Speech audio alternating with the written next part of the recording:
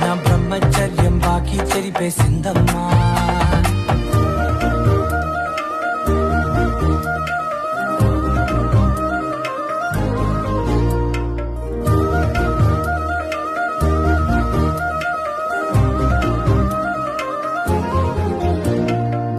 ఏకాంతాలన్నీ ఏకాంతం లేక ఏకరువే పెట్టాయే ఏకంగా, సంతోషాలన్నీ సెలవన్నది లేక మనతోనే కొలువయ్యే మొత్తంగా, స్వాగతాలు లేని ఒంట్లో ఉండలేక విరహం కనుమరుగయ్యే మనతో వేగ